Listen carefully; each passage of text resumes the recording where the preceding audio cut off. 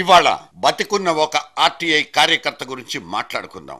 బతికున్న అని ఎందుకంటున్నానంటే చంపబడ్డ లేదా చావు నుంచి తప్పించుకున్న సామాజిక కార్యకర్తలే ఎక్కువగా వార్తల్లో కనిపిస్తున్నారు కాబట్టి. నిగ్గతీసి అడగడాన్ని అస్సలు సహించలేని ఇవాల్టి ఇంపేషెంట్ సొసైటీలో నిలదీయడాన్ని మాత్రమే ప్రవృత్తిగా మార్చుకున్న ఒక నిలువెత్తు సాహసాన్ని మీకు పరిచయం చేయాలనుంది.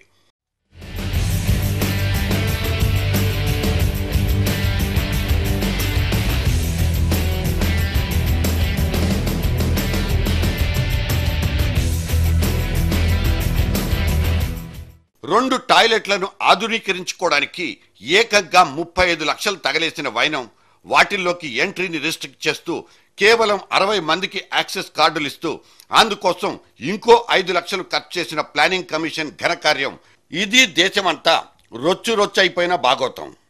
The expenditure of about 30 lakhs or so is not two toilets. It is really a major modernization of the toilet blocks in the planning commission. This is a 50-year-old building.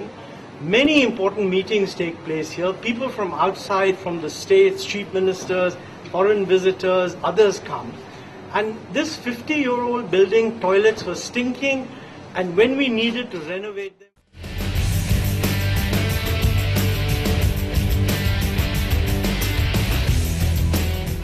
ఈ గడ్డపు మనిషి కనిపించినప్పుడల్లా తళతళ మెరిసిపోతున్న ఆ టాయిలెట్లే గుర్తుకొస్తాయి. గడ్డి మేసే దొడ్డ మనుషులంటూ ఈసడింపులు వినిపిస్తాయి. వెంట్రుకనేసి కొండను లాగొచ్చో లేదో తెలియదు కానీ సమాచార హక్కు చట్టాన్ని ఉపయోగించుకుని అనకొండలంత సైజున్న ప్రభుత్వాది నేతల్నే దారికి తెచ్చుకోవచ్చు. పేపర్లు టీవీల నిండా పేలిపోయిన టాయిలెట్ ఎపిసోడే ఈ మాటకు బేస్గా చెప్పుకోవచ్చు. కానీ ఇక్కడ వెంట్రుకేసి లాగిన ఆ డేర్ అండ్ డెవిల్ ఎవరై ఉంటారు? This is a big joke with this nation, and we are not able to provide proper sanitation for general public. Ladies are very much embarrassed and harassed when they are outside the homes because no toilets for ladies are there on the roads and streets. And we are spending so heavily on this wasteful expenditure. This is bad. Subhash చంద్ర అగర్వాల్ వయస్సు 62 సంవత్సరాలు. చాందనీ చౌక్ లో వేలాది మంది జౌళి వ్యాపారుల్లో అతను ఒకడు. కానీ వ్యాపారం చేసుకుంటూనే ప్రతిరోజు ఇతను వార్తల్ని కూడా చదువుతాడు. నడుస్తున్న సొసైటీ కోసం తనకంటూ ఒక రోడ్ మ్యాప్ గీసుకుంటాడు. అతని చేతిలో ఉంది రైట్ టు ఇన్ఫర్మేషన్ అనబడే ఒక చిన్న చురకత్తి. ఇవాల్టి దాకా అతని గురించిన ప్రచారం పెద్దగా జరిగినట్లు లేదు. ఎందుకంటే యూట్యూబ్లో భూతద్దం పెట్టి వెతికిన అతని వీడియో ఒక్కటైనా మాకు దొరకలేదు. కానీ అతను చీల్చి చెండాడిన సామాజికాంశాలు, అతను బయట పెట్టిన బడా బండారాలు మాత్రం కోట్లాది మంది జనం నోళ్లలో నానిపోయినవే, ఇంకా నలుగుతున్నవే. అతను ఒక పేరు మోసిన జర్నలిస్ట్ కానే కాదు. అలాగని రిటైర్డ్ ఐఏఎస్ కాదు. ఒక మామూలు గుడ్డల వ్యాపారి. కానీ ఈ ఒక్క ఆర్టీఐ బెత్తంతోనే జాతీయ పురస్కారాలు ఇచ్చే మూస పద్ధతిని ఎండగట్టేశారు. న్యాయమూర్తుల అక్రమాస్తుల్ని లెక్కగట్టేశారు. బహుభార్యలున్న పార్లమెంటు మెంబర్ల బండారాలన్నీ బయట పెట్టేశారు. నిన్నటికి నిన్న టాయిలెట్లలో లక్షల రూపాయల నిధుల్ని తగలేసిన ప్లానింగ్ కమిషన్ తిక్కను కుదిర్చేశారు. ఈయన్ని సాహస కృత్యాలు ఒక్కడంటే ఒక్కడే సాధించి చూపెట్టాడు. అందుకే మిస్టర్ సుభాష్ ని ఒక లీడింగ్ న్యూస్ పేపర్ హీరోను చేసేసింది. కేవలం ఆయన లివింగ్ స్టైల్ మీదే బ్యానర్ వార్తను రాసి ప్రపంచానికి ఎలుగెత్తి చాటింది. కలెక్టర్ నవ్వాలన్న తన చిన్ననాటి కలను అసూయ ద్వేషాలతో తన సొంత మామయ్య చిదిమి పారేస్తే అక్కడి నుంచి అతని లోపల ఒక రకమైన ఫైర్ మొదలైంది. నిలదీసి అడగాలన్న నైజం మొగ్గతొడిగిద్ది. చిల్లరిస్తే జేబులో వేసుకుని టిక్కెట్ ఇవ్వకుండా వెళ్లిపోయిన బస్ కండక్టర్ దగ్గర నుంచే సుభాష్ తన ప్రశ్నించే గుణాన్ని ఆచరించడం మొదలుపెట్టాడు.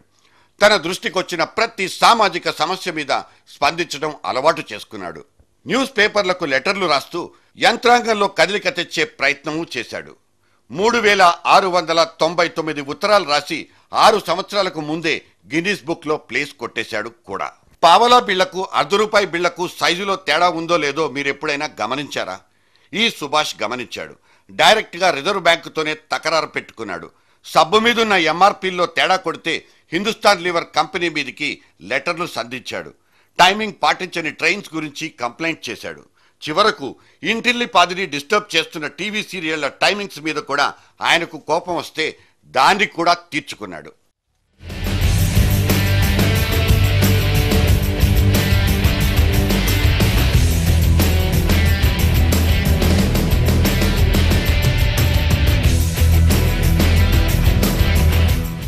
రోజుకు 6 న్యూస్ పేపర్లు చదవడం, టీవీలో కరెంట్ అఫైర్స్ చూడడం, తప్పనిపించిన ప్రతి అంశాన్ని నోట్ చేసుకోవడం, ఇదే అతన్ని ముందుకు నడిపిస్తున్న దినచర్య. క్రికెట్ మ్యాచ్ చూడడం అస్సలు ఇష్టం లేదు. కానీ వినోదం పేరు మీద జనం డబ్బును దోచిపారేస్తున్న బీసీసీఐని ఆర్టీఐ పరిధిలోకి తీసుకొస్తానంటూ ప్రతిజ్ఞ చేసుకుంటాడు.